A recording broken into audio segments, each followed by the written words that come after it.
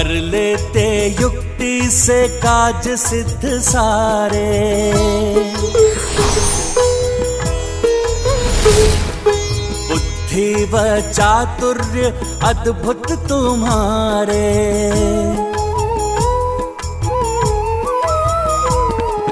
वाहन है मूस सुमुख है विशालकाय।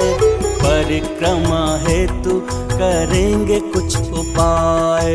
जय गणेश जय गणेश जय गणेश देवा। माता जाति पार्वती पिता महादेवा। गजानन तो अब भी कैलाश में, फिर वे उधर प्रतिस्पर्धा में भाग लेते कैसे दृष्टिगोचर हो रहे हैं? प्रभु, ये कैसे संभव है? बिल्कुल संभव है नारद। एक संतान के लिए उसके माता पिता ही सबसे प्रिय होते हैं, जो उसके जीवन का केंद्र बनकर उसके जीवन में महत्वपूर्ण स्थान रखते हैं। अतः गजानन अपने माता पिता की परिक्रमा करते हुए अपनी बुद्धि का परिचय दे रहे हैं, क्योंकि उनके लिए उनके माता पिता के चरणों में ही त्रिलोक समाता है।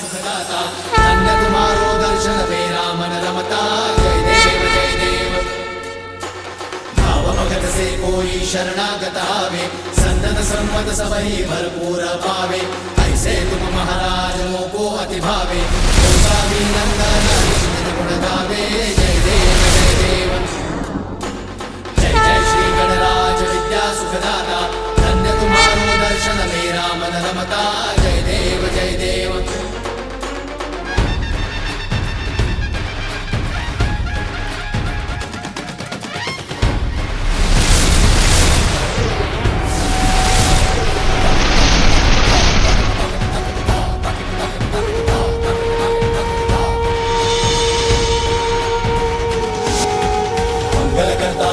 श्री मंगल मूर्ति जन जन पूजे होती कामना पूर्ति।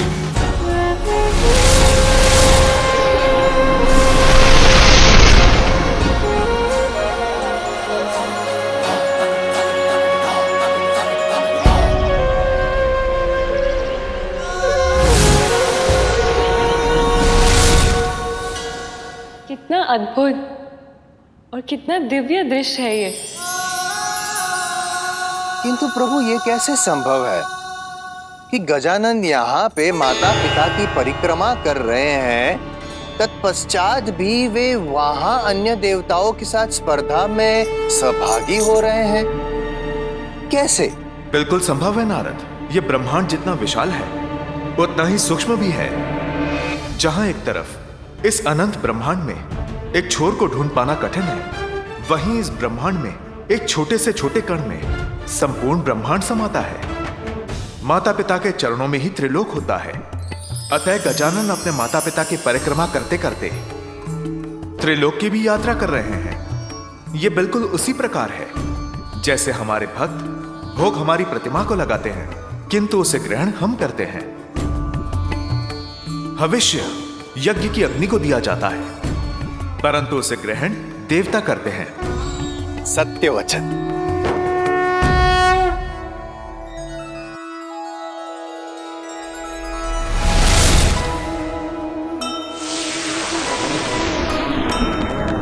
गंगा सागर में सुमुख डुबकी लगाए।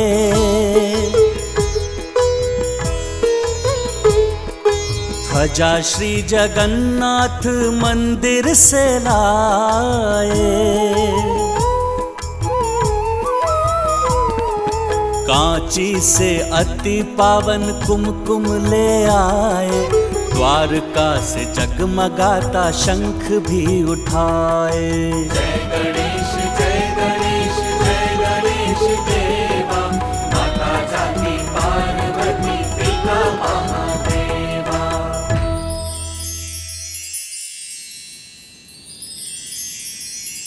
अद्भुत। नारद आश्चर्यचकित। वहां सभी देवता पृथ्वी और पाताल के तीर्थ यात्रा करने की होड़ में लगे हुए हैं, और यहाँ गजानन मात्र अपने माता पिता की परिक्रमा करके ये कठिन कार्य पूर्ण कर रहे हैं। नारायण नारायण। देवर्षि नारद, अब समय आ गया है जब गजानन की बुद्धि और चतुराई की इस अद्भुत लीला का दर्शन संपूर्ण संसार करेगा।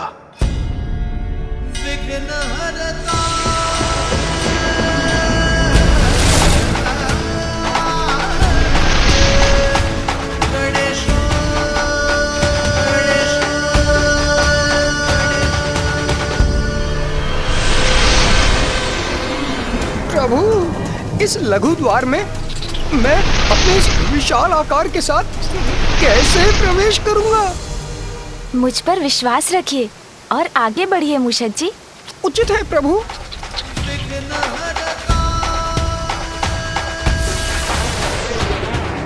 गजानन पाताल के द्वार तक पहुंच गए हैं। द्वार तक पहुंच तो गए हैं, किंतु क्या देवर्षि? प्रश्न ये है मां सरस्वती, क्या बालक गजानन पाताल में प्रवेश कर पाएंगे?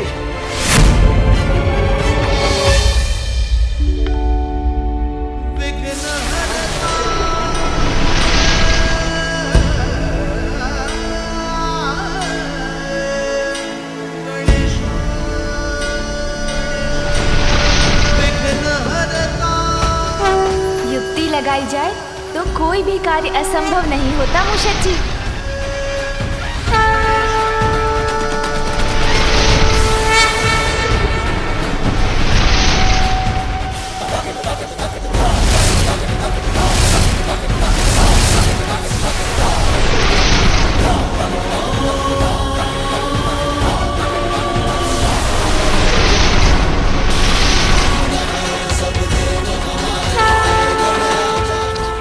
सत्य कहा था प्रभु, हम तो आ गए।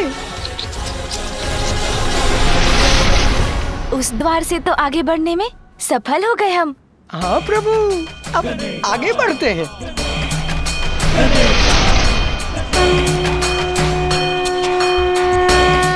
बहुत अच्छे मूषक जी।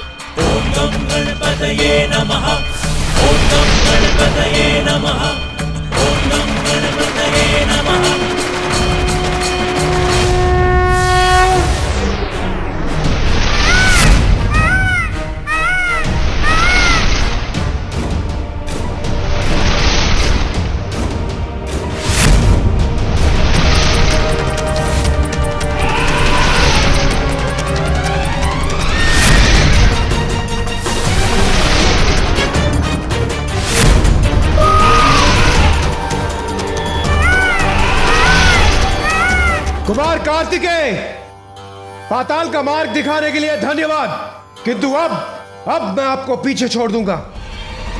रावत, पूरे वेग के साथ आगे बढ़ो।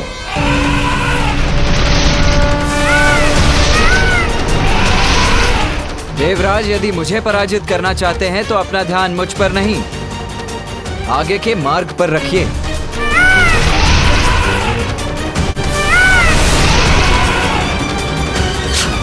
रावत,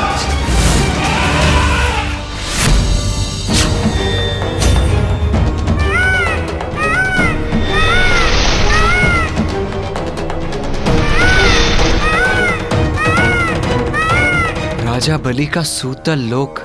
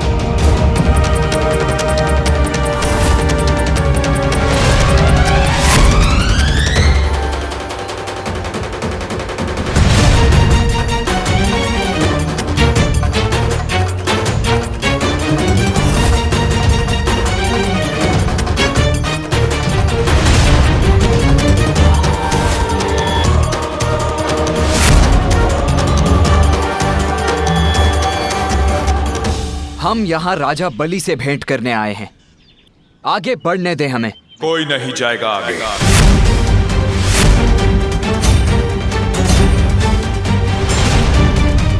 हम देवगण यहाँ कैलाश से आ रहे हैं और तुम हमें रोकने का दुस्साहस कर रहे हो।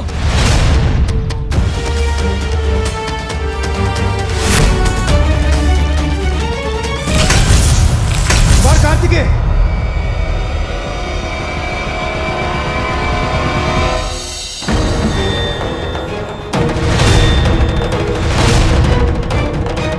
हम देवताओं को रोकने का दुस्साहस कैसे किया? ये तो कोई असुर प्रतीत होता है। मुझे इसे अपने मार्ग से हटाना ही होगा।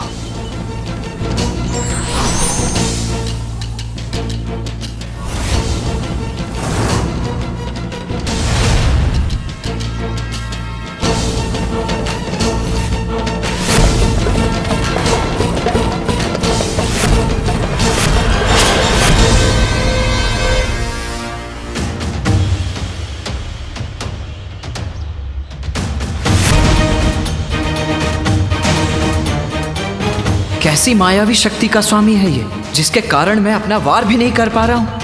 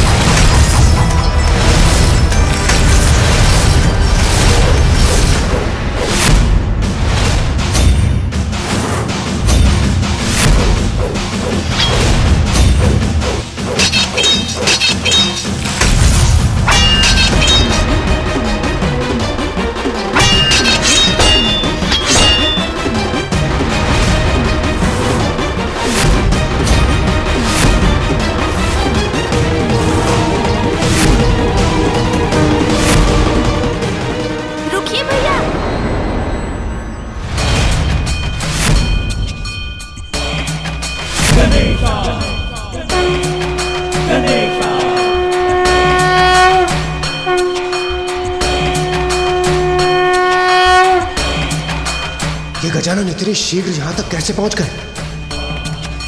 ओम गम गणपतये नमः। ओम गम गणपतये नमः। गजानन यहाँ? ये कोई साधारण द्वार रक्षक प्रतीत नहीं होते। चरणों पर महावर और ललाट पर श्री हरिनारायण जैसा तिलक भी है। इनको पहचानने में आप सभी देवगणों से भूल हुई है। भैया, ये आप क्या करने जा रहे थे? आपको ज्ञात है ये कौन है?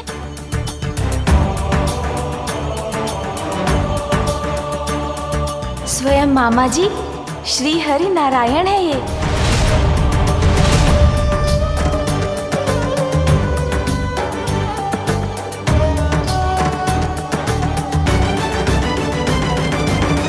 हाँ भैया, आपको स्मरण है ना, एक बार मैं मामा जी से भेंट करने वैकुंठ चला गया था। तभी जब मामा जी ने मुझे स्वादिष्ट फल दिए थे खाने के लिए, तब मामा जी ने मुझे ये कथा सुनाई थी। प्रजा के हित का ध्यान रखने वाले अत्यंत शक्तिशाली असुर राजा बलि ने अश्वमेध यज्ञ प्रारंभ किया, जिसके संपन्न होने पर असुरों का देवताओं पर वर्चस्व स्थापित हो जाता। तब देवताओं की रक्षा के लिए श्री हरि नारायण ने एक बालक वामन का रूप धारण कर राजा बलि से दान मांगा। राजन, जितनी भूमि मेरे 3 पग में समा जाए, उतनी भूमि दान देने की कृपा कीजिए। अवश्य ब्राह्मण देवता। तब प्रभु के वामन अवतार ने त्रिविक्रम रूप धारण कर अपना आकार इतना बढ़ा लिया कि जहाँ राजा बलि खड़े थे वहाँ से मात्र उनके पाँव दिखाई दे रहे थे और वामन अवतार के प्रथम पग में ही संपूर्ण पृथ्वी समा गई।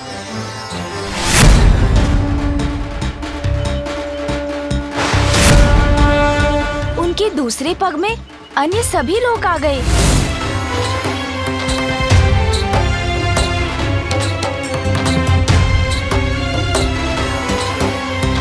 अब मैं क्या करूं? मेरे तीसरे पग के लिए कुछ भी शेष नहीं रहा। अपना तीसरा पग कहाँ रखूं मैं? और इस प्रकार राजा वली, जिन्होंने अपना कोई वचन कभी भंग नहीं किया था, प्रभु के वामन अवतार के समक्ष झुक गए और उनके तीसरे पग के लिए अपना शीश ही बढ़ा दिया।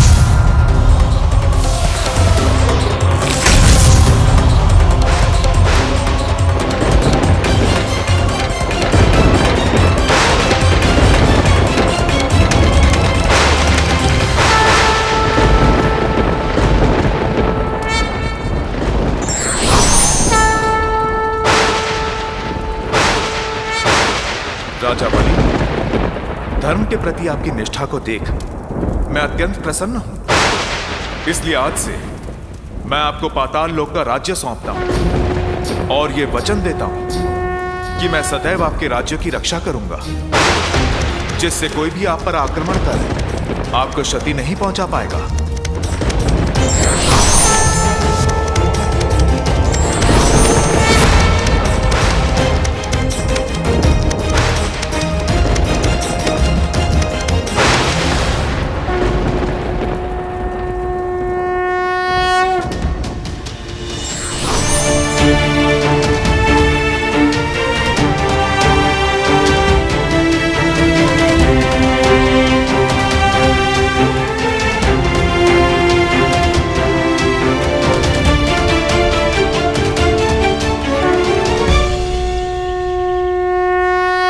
मुझे क्षमा कर दीजिए, मुझे नहीं ज्ञात था कि आप स्वयं श्री हरि नारायण हैं। प्रभु, हमारा निवेदन स्वीकार कर क्या आप हमें भीतर जाने की अनुमति देंगे? मैंने कहा ना, कोई भीतर नहीं जा सकता।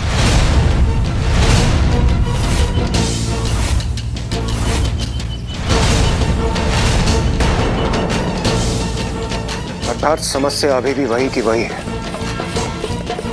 हम भीतर जाएं तो जाए कैसे? देवराज, संसार में सभी कार्य युद्ध और संघर्ष से सिद्ध नहीं होते। कभी कभी प्रार्थना भी सफलता दिला देती है।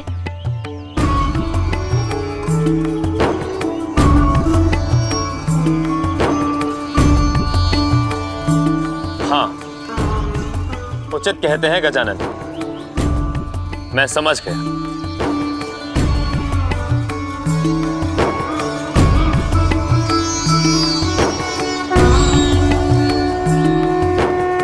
अतुलित सौंदर्य के धनी हैं आप, शक्तिशाली, मनोहर, रमणीय। आपको अपने भक्त से इतना प्रेम है प्रभु कि आप यहाँ स्वयं उनकी रक्षा के लिए पाताल लोक में स्थित हैं। मैं भी आपका परम भक्त हूँ प्रभु। आपको तो ज्ञात है कि मैं यहाँ किस प्रयोजन से आया हूँ, इसलिए मुझे यहाँ से आगे बढ़ने की अनुमति दीजिए प्रभु।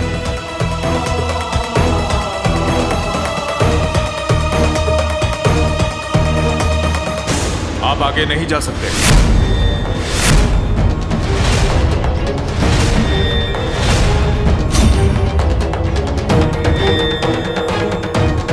आपकी युक्ति तो असफल हो गई गजानन।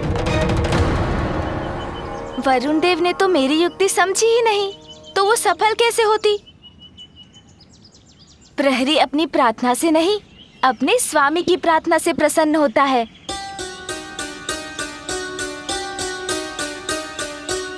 और इस समय श्री हरि नारायण के अंश राजा वली के राज्य की रक्षा कर रहे हैं।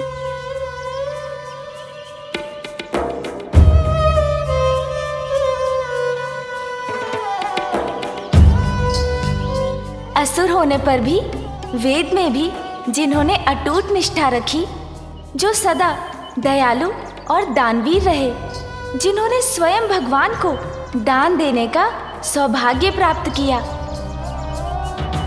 दान देते समय जिनके हाथ ऊपर रहे और भगवान के हाथ दान स्वीकार करने के लिए नीचे हो गए। ये इतना दिव्य मधुर स्वर किसका है?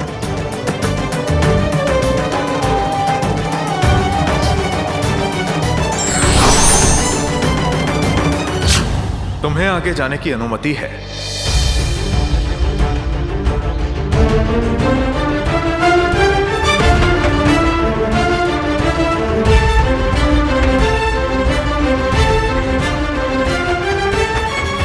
धन्यवाद मामा जी।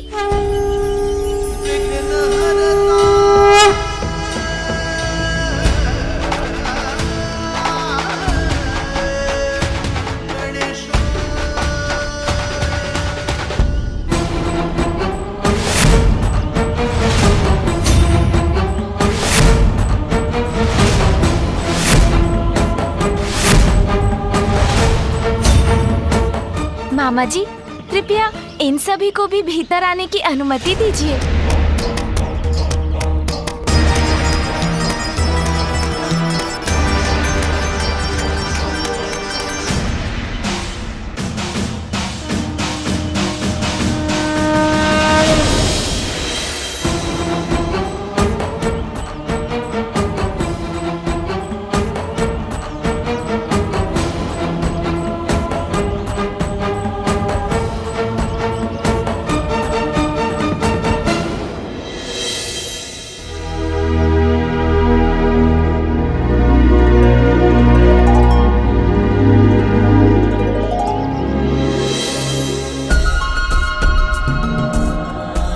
गजानन, मैं तुम्हें प्रतियोगिता के प्रारंभ स्थान पर छोड़कर आया था, फिर इतनी शीघ्र तुम यहाँ कैसे पहुंच गए?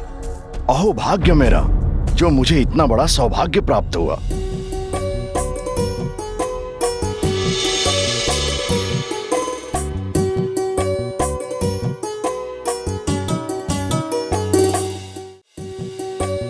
आप सभी देवगणों को राजा बलि का प्रणाम। प्रणाम राजा बलि जी। महादेव और माता पार्वती के पुत्र स्वयं हमारे पास आए हैं। ये तो मेरा परम सौभाग्य है। आपका स्वागत है। प्रणाम देवराज, प्रणाम देवगणों। आप सभी का स्वागत है यहाँ। राजा बलि, आपको तो ज्ञात ही होगा कि हम सब यहाँ एक प्रतियोगिता को पूर्ण करने के उद्देश्य से आए हैं। इसीलिए अभी हमें आपके उपवन के फुहारे से मोतियों की आवश्यकता है। अवश्य। आप सभी यहाँ इतनी दूर से मेरे पास आए, मेरे अतिथि हैं, और ये तो आपका अधिकार है। यदि आप भोजन के लिए भी रुक सकते तो और भी उत्तम होता। भोजन?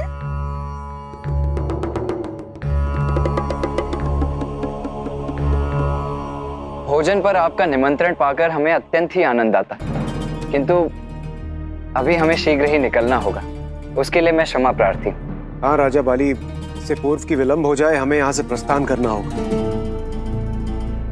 सर्वप्रथम ये तो राजा बलि की उदारता है कि उन्होंने हमें अपने भवन में प्रवेश करने दिया। अब वो हमें सादर भोजन के लिए आमंत्रित कर रहे हैं, जिस आमंत्रण को अस्वीकार करना उनके आतिथ्य का अपमान होगा। अति उत्तम।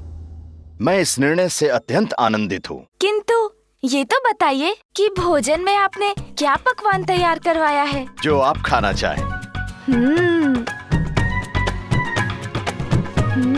आनंद आएगा। आइए देवराज, आइए देवगणों।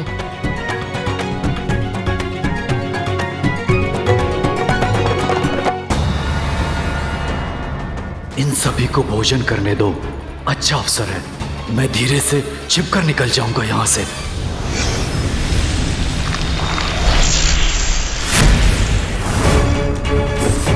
बलि ने सदा मेरे आदेश की अवहेलना की। मैंने उसे देवताओं से सावधान रहने को कहा था। आज भी उन्हीं का साथ देकर सहायता कर रहा है। बलि मेरा आदेश नहीं सुनेगा तो क्या, राहु और केतु तो मेरा आदेश अवश्य मानेंगे।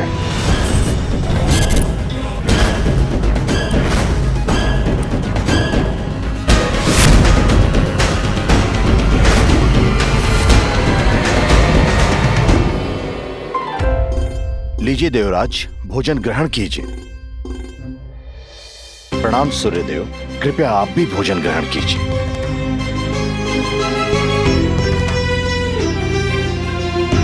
अच्छा अवसर प्राप्त हुआ है भोजन का। भ्राता गजानन, अब यहाँ अधिक समय मत लगाना, शीघ्र भोजन करो, फिर यहाँ के उपवन से मोती बटोर कर हमें आगे बढ़ना है, ठीक है? गजानन ने तो चमत्कार कर दिया सूर्यदेव, किंतु ये इतनी शीघ्र यहाँ पहुंचे कैसे? ज्ञात नहीं इंद्रदेव, कहीं इनके मूषक के पंख तो नहीं आ गए?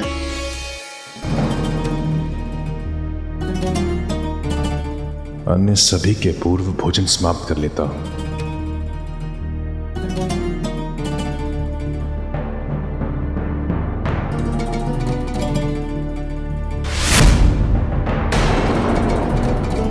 कुमार कार्तिकेय, देवराज इंद्र, सूर्यदेव, अग्निदेव, चंद्रदेव, शनिदेव, कुबेर देव सभी तो हैं यहां। फिर नदारद कौन है? यमराज। क्या हुआ वायुदेव, आप इतने स्तब्ध क्यों लग रहे हैं? कुछ नहीं देवराज, कुछ नहीं हुआ, आप भोजन कीजिए।